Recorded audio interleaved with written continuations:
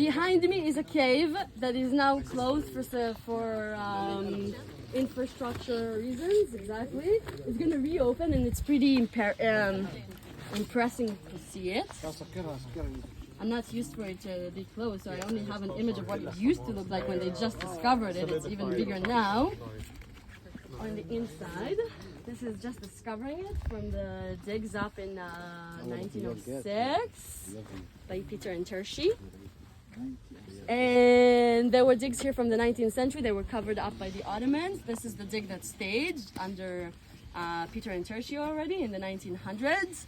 And this is how they discovered the cave, that they actually dug down and discovered that this goes on, and you're not standing here today, you're standing here.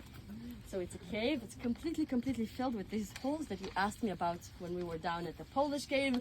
And now my question to you guys, you're archaeologists, you go into a cave, and another cave, and another cave, and everybody has these holes. What do you, forget what you know, be an archaeologist for a second, what do you assume? Holes like this in a cave. Niches for gods. Niches for gods. Good guess. Burial place to cremate bodies and put their ashes inside the holes. Thank you for being the representative of the Roman archaeologists. This is what they do in Rome. In Rome, if you go on a tour under the city of Rome, which is an amazing tour, you see niches like this. And inside urns and urns and urns, and that was how the Romans used to bury their dead.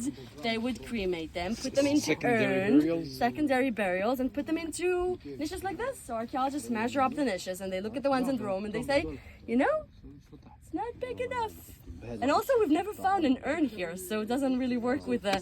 There was actually a suggestion that it was used, it was covered, there was an archaeologist that said they covered it with water and raised fish inside so that the fish will lay their eggs. Now imagine, you know pigeons already, but imagine you're the first archaeologist and you have to guess what these weird niches in the walls are. It's a complete puzzle. It could be anything. It could be anything until they found enough evidence, both historical and archaeological, to say what it is, which is a columbarium. Columbra is a pigeon. A Columbria, yeah. Why is there pigeons? Okay. So why raise pigeons? And actually, if you look at the size of this cave, and I'll tell you that we Trading. have more than 400 of these only around this area, you understand that it's industrial. So what do you use pigeons for industrially? Sacrifices and eating meats. Fertilizer. To eat them. Fertilizer, to eat them. Thank you, you answered all possible answers. They were used, reused. It's really, really horrific when you think about it. A few times they were used alive Telegraph. for... What's that? Kind of telegraph? Yeah, for mail, for messages as well. A pigeon has some pigeons, a specific kind, has a way of, through her nose, having sort of like a magnetic field that helps her find the place that she came from. So mail, but also for fertilization of the fields. This is an agricultural area. And at the end, they also eat them. Why is pigeon so perfect as meat in ancient times that they raised them industrially? Why? They don't take place. High on protein. They don't take place. It's just the right size. No, people in ancient times did not have refrigerators. So you don't slay, exactly. You don't, it's a pigeon per family, by the way.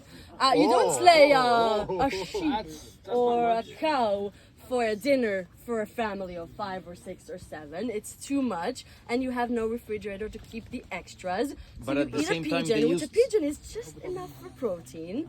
And it's not the main course. You also have, what was the main stuff they ate back then? Cheese. In this area? Lamb, Not so much cheese. And here you grow barley, you grow grain. It's amazing area. Whatever I tell you about what they grew here, you can also read in the Bible. 7 species.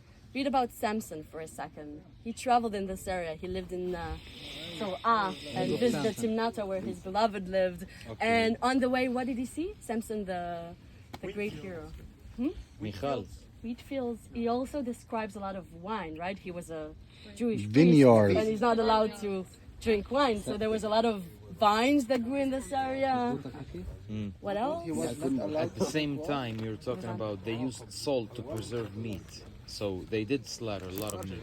Salt will come in during Roman times. But I heard it was And before. preservation of meat with salt in this climate, problematic. In some areas, yes. Here, not so much. Pigeon is just perfect. It's industrial also for another reason, which is very important to us because it tells us the whole story of why Marsha is big. You also said sacrificial. You said the answers. If you live here during Roman times, you can find a temple for Aphrodite. The perfect. I'm sorry, you're behind me. The perfect sacrifice for Aphrodite was a pigeon. But also, if you're Jewish or Christian later on, and you park your boat at Gaza, which was a very big port city, and you walk on the road here, this would be your road to go up to Jerusalem. And there in Jerusalem, you would sacrifice a pigeon. Why buy the pigeon here and not in Jerusalem? Cheaper. Probably cheaper, right? Like today, if I buy my ice cream in the gas station and not next to the trail, it's probably a lot cheaper. It was industrial. The most There are expensive more than at the 400 temple. caves around us with Columbarium. At the temple is the most expensive. Temple, exactly. When you It's forget relative. all the way and then you remember up. Do you know, by the way, you know the specific sacrifices of pigeons that were made in the temple? Firstborn. Now, if you're Christian, it's also important to learn about this because Maria Yeah. also made the sacrifice of the pigeon of the firstborn when she came to the temple. It's described only in John, I think. What else? There's another one.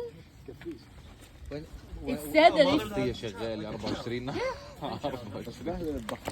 Any child? هذا مش I مش remember فيديو. first one. but please correct هو me مش if I'm wrong. فيديو لا الريكورد. Also, if you can't afford a more expensive sacrifice, you're allowed to sacrifice a pigeon. It's sort of like the cheapest that you can still do your Yeah, but still mandatory God sacrifice. won't give you all your wishes. He'll give you like on the amount of the pigeon. Yes, you Like can. one or two. Feel free to ask any questions.